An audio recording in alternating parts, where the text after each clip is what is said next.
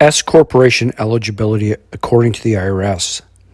In this particular video, we are going to look at the requirements established by the Internal Revenue Service to attain S Corporation status, which for federal tax purposes means that it operates as a pass-through entity such that most of the business's income, losses, and deductions are passed through to the shareholders, as opposed to being taxed at each of the corporate level and the individual shareholder level, thereby avoiding double taxation and the technical actions required to alleviate taxation at both the corporate and shareholder levels. For a corporation or other entity eligible to elect to be treated as a corporation to elect S Corporation status and realize the tax benefits arising from pass-through entity treatment, the Internal Revenue Service requires the fulfillment of all 8 of the following tests. 1. The entity is A, a domestic corporation, or B, a domestic entity eligible to elect to be treated as a corporation that timely files IRS Form 2553 and meets all the other prescribed tests for S Corporation classification. There are relief provisions available for a late election, which the IRS discusses in its instructions to Form 2553. 2. The entity has no more than 100 shareholders. With respect to counting shareholders, the IRS has taken the position that one can treat an individual and his or her spouse and their estates as one shareholder for this test. It is also permitted to treat all members of a family as defined in Section 1361 sub C, sub 1, sub B, and their estates as one shareholder for this test. For additional situations in which certain entities will be treated as members of a family, one should be looking to IRS Regulations sections 1.1361-1, sub E, sub 3, sub 2 little I. All other persons are treated as separate shareholders, with further details found at IRS Regulations section 136.1, sub C, sub 1.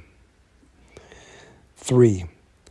The entity's only permissible shareholders are individuals, estates, certain exempt organizations described in IRS Regulation Section 401 sub A or 501 sub C sub 3, or certain trusts described in Section 1361 sub C sub 2 sub A. The Internal Revenue Service also has a Section 1361 sub D sub 2 election to be qualified, a qualified subchapter S trust, QSST, and a Section 1361 sub E sub 3 election to be an electing small business trust, ESBT. 4. The entity has no non-resident alien shareholders other than as potential current beneficiaries of an electing small business trust. 5. The entity has only one class of stock, disregarding differences in voting rights. This is generally satisfied when all outstanding shares of the corporation's stock confer identical rights to distribution and liquidation proceeds. 6. The entity is not one of the designated ineligible corporations. A bank or thrift institution that uses the reserve method of accounting for bad debts under Section 585. B. An insurance company subject to tax under Subchapter L of the Code. C. A domestic international sales corporation, DISC, or former DISC. 7. The entity has or will adopt or change to one of the following tax years. A tax year ending December 31st. B. A natural business year. C. An ownership tax year. D. A tax year elected under Section 444. E. A 52-53 week tax year ending with reference to a year listed above. F. Any other tax year, including a 52-53 week tax year for which the corporation entity establishes a business purpose. 8. Each shareholder consents as explained in the instructions for column K, either on the actual IRS Form 2553 or on a separate sheet of paper. Shareholders' consent statement.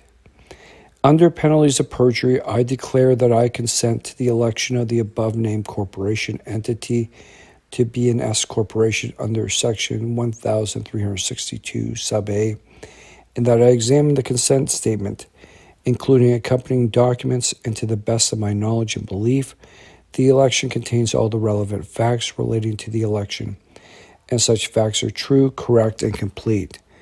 I understand my consent is binding and may not be withdrawn after the corporation entity has made a valid election. If seeking relief for a late filed election, I also declare on penalties of perjury that I have reported my income and all affected returns consistent with the S corporation election for the year for which the election should have been filed and for all subsequent years. Please be advised that this video only provides a very brief overview as to S corporation eligibility in the United States of America, with taxpayers being strongly advised to contact a knowledgeable professional or the Internal Revenue Service for specifics relative to their particular situation, with greater details being found at the Internal Revenue Service website, including IRS instructions for Form 2553 and IRS instructions for Form 1120-S. Thank you.